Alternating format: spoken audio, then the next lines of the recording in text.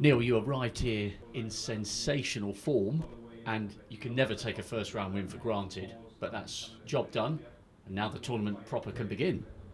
Yeah, you always feel that as a seed here that you want to negotiate the first round.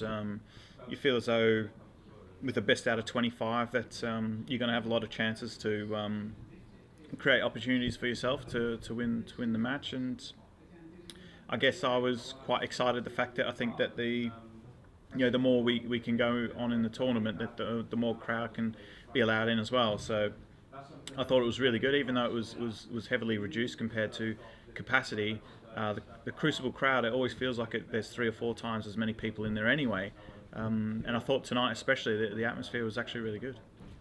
I've had the impression over the course of the closed doors season that you in particular have been one of the players who's really missed not having a crowd. Not in terms of the quality you've produced, but you've mentioned it a few times how desperate you are to have people in the arenas again.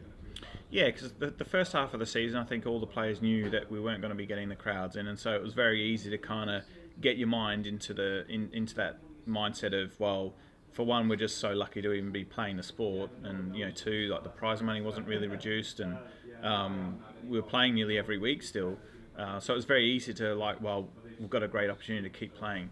And then when it was announced that we could play the Masters in front of the crowds and everything, then I allowed myself to get excited. And then when it was sort of brought into lockdown again, then I kind of got a little bit sort of fed up with I just didn't really kind of want to play. It wasn't that exciting going to some of the middle tiers, smaller events without the crowds. So that's why I missed a few of them. And so I was very cautiously optimistic coming here that we were going to have the crowds, and then just very relieved that everything's gone ahead with the government reopening, and that we could get the crowds in. And I think they've seen some really excellent snooker over the last couple of days. Very happy for the people that have really committed to the sport and get into the arena as well. And back from your perspective, that second session in the final of the Tour Championship against Ronnie, from 4 apiece to 10-4, you played absolutely brilliant snooker.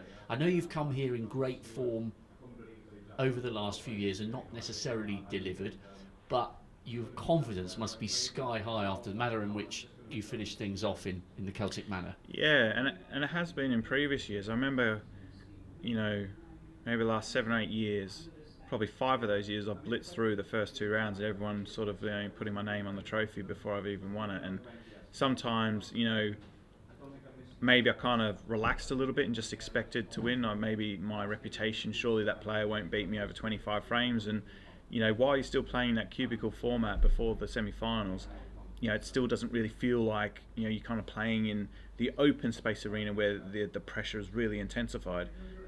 So, coming here, I'm just ignoring all that, and I'm just going to play the game on my terms.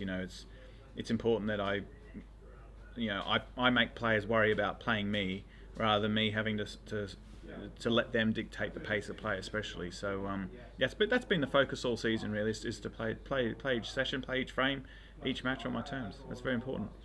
And the interview that you gave with Roddy and Sam when you explained how Miller had managed to get your dad over is one of the best pieces of TV I've seen from a sportsman in recent years. It must make such a difference coming here, knowing that you have got your dad literally, instead of just metaphorically, in your corner. Does it feel like, the metaphorical 12th man in football? Yeah, it can do, because it was like a long time. I've not seen any family from back home in Australia for nearly 2 years. It's a long time. And he came over about 5 days or something, or 4 days before the Tour Championships, and just gave me a massive boost. Alexander was so happy as well, and Penelope didn't even recognise him. So it's just really sad, that because he's not seen her for so long, because she's only just a baby and she's only just turned 2. So the fact that he's able to enjoy kind of being with her, and when I came up on Friday, my dad could take Alexander to his footy training, and my dad was watching him play yesterday, and so I've got someone there who can watch all of Alexander's training and stuff and give me feedback, and so it makes me feel as though I'm not missing out too much. The only thing he's doing wrong is he's being a little bit too loud when he wakes up in the morning, waking Penelope up at about 6:15. So Miller and I have had to tell him to try and be as quiet as a mouse around the house. But if that's the biggest issue we've got, then that's a good one. And what decision have you made about at what point your dad might come and actually be here at the Crucible? Yeah, he wants to be here. Yeah, it's a shame that he can't. Like, there's no Championship Lounge to mix with. Like, my dad loves that, where he comes to Championship Lounge. There's John Parrott, there's Hendry or Dennis, and like all the guests that come here. I think that the ex kind of legends of the games who are still involved in the commentary and punditry work. They're fantastic company as well. I think that's something that this sport can be really proud of, actually. And so it'll be pretty restricted, but he still wants to be up here anyway. So whether he's just like in the hotel or whatever, he wants to come up, and it's going to be really good. Great stuff. Thanks, Neil. Well done tonight. Cheers, Rob.